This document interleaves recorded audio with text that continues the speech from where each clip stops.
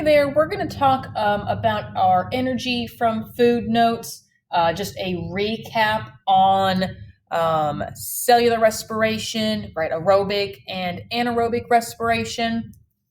So starting here at the top, we know that all living things require energy at all times. And this energy is converted inside cells. Right? We know that energy is one of our 8 characteristics of living things. We have to be able to obtain energy somehow and then use that energy. So there are 2 ways in which organisms can gain energy from food. I'm going to start on the left-hand side. This first method is fermentation, which is also known as anaerobic respiration, which requires no oxygen, right? No oxygen. If I put the prefix "an" in front of my word, that kind of means without. So anaerobic, no oxygen required.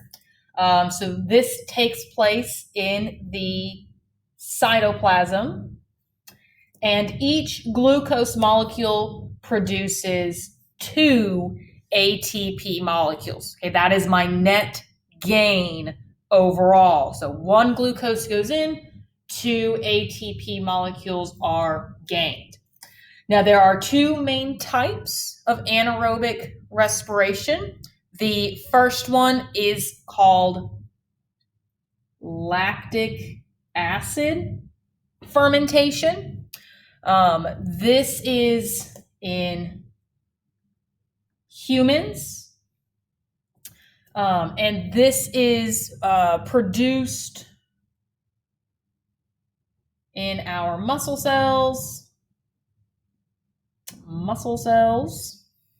and you kind of get that fatigue and that burning sensation. Remember, it's our backup plan when aerobic respiration just isn't enough. The second type of fermentation is alcoholic fermentation. This is going to be in yeast and other microorganisms. Besides alcohol, they will also produce carbon dioxide.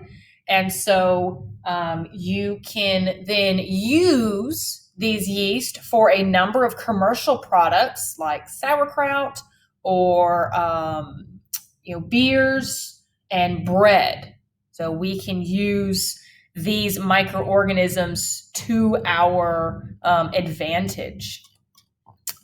So going back up to the top, over to the right-hand side, the second way which organisms can gain energy from food is going to be cellular respiration, which is also known as aerobic respiration, because we do require oxygen.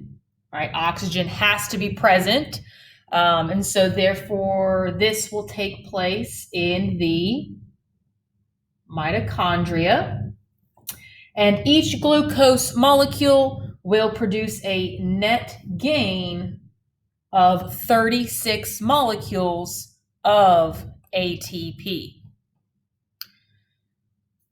The equation for cellular respiration, so we know we need glucose, right? Because it told me in the beginning 2 ways to get energy from food, right? You got to start with glucose. And because it's aerobic, I know I need oxygen. So those are my reactants. My products, I'm going to have carbon dioxide, water, and ATP. The chemical formula, right, same thing, glucose, C6H12O6, plus oxygen, right? So these combined together will produce carbon dioxide, water, and 36 molecules of ATP. Very nice.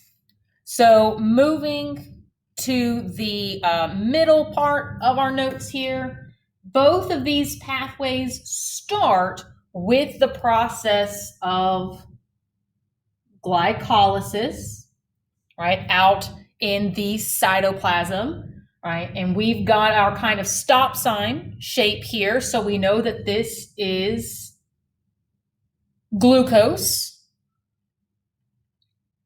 Glucose goes through glycolysis, and that's going to cleave our glucose in half into pyruvic acid. Pyruvic acid, right? And if it is anaerobic, right, humans, we will use pyruvic acid in lactic acid fermentation, only get about 2 molecules of ATP. If it's aerobic, we'll go ahead into the mitochondria and get about 36 molecules of ATP energy. So that's it for our notes here, kind of summarizing anaerobic respiration and aerobic respiration. If you have any questions, please let me know.